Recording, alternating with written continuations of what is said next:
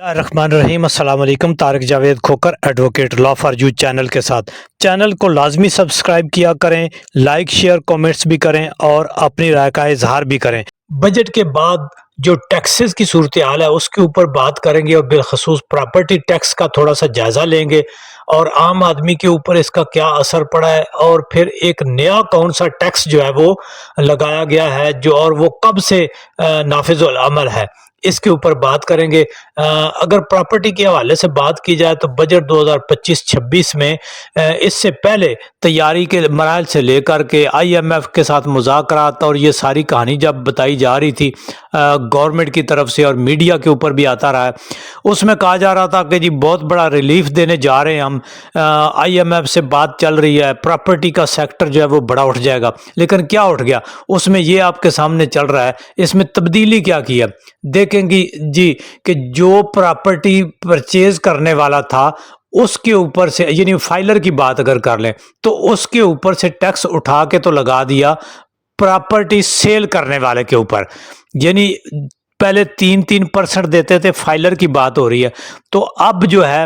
Purchase کرنے والا جو ہے اس کو 1.5% کر دیا گیا 1.5، اور جو 3% تھا سیل کرنے والے کا اس کو بڑھا کے 4.5% کر دیا گیا ہے، یعنی کہ آپ یہ سمجھیں کہ گورنمنٹ جو ہے وہ اتنا ہی وصول کرے گی فائلر سے، لیکن اس کی سلیب کیسے چینج کر دی، ادھر سے اٹھا کے ادھر کر دیا۔ دوسرا آگے آپ نان فائلر کا دیکھ لیں، لیٹ فائلر کا اور پھر نان فائلر کا کتنا بڑا ڈفرنس ہے یہ آپ کے سامنے ہے۔ لیٹ فائلر کا جو ہے وہ 4.5 ہے پرچیزر کے اوپر، یعنی جو خرید کرے گا پراپرٹی وہ 4.5 دے گا اور جو سیل کرے گا وہ 7.5 دے گا لیٹ فائلر، اور اسی طرح جو نان فائلر ہے ان کے اوپر تو بہت سارا ٹیکس ہے، یعنی وہ 10.5 دے گا پرچیز کرنے والا اور 11.5 دے گا سیل کرنے والا۔ یہ ہیں پراپرٹی کے ٹیکسز، اور ان کے اندر جو ہے آپ یہ سمجھیں کہ 1 جولائی سے 2025 سے یہ والی سلیب جو ہے یہ لاگو ہوئے گی۔ اور اس طرح سے دیکھیں کہ اگر آپ یہ کون سے ٹیکسز ہیں، ایف بی آر کے ٹیکسز ہیں، مرکزی گورنمنٹ کے ٹیکسز ہیں آپ یہ سمجھیں، لیکن اس کے علاوہ جو لوکل گورنمنٹ کے ٹیکسز ہوں گے اور جو باقی اخراجات ہوں گے لوکل لیول پر جہاں سے آپ نے رجسٹری انتقال وغیرہ کرانا ہے وہاں پر وہ الگ سے ہیں، وہ پہلے بھی میں نے بتائے ہوئے ہیں، ان کے اندر بھی کیا رد و بدل ہوا ہے یہ پھر کسی ویڈیو میں بتائیں گے۔ ابھی یہ بات ہو رہی تھی صرف ایف بی آر کے ٹیکسز کی، پراپرٹی کی سیل پرچیز کے اوپر، filer non filer, late filer اور ان کے اوپر مختلف جو لگنے والے ٹیکسز ہیں ایف بی آر کے، یہ ان کی بات ہو رہی تھی۔ تو اس طرح سے دیکھیں کہ یہ بہت بڑا ایک آپ کیا کہتے ہیں کہ ٹیکسز ہے اور جو آپ کو دینے پڑیں گے، اور حکومت نے اس میں کچھ اضافہ کیا ہے، نہ کہ حکومت نے اس میں کچھ کمی کی ہے، اور عام آدمی کو یہ جو 1.5%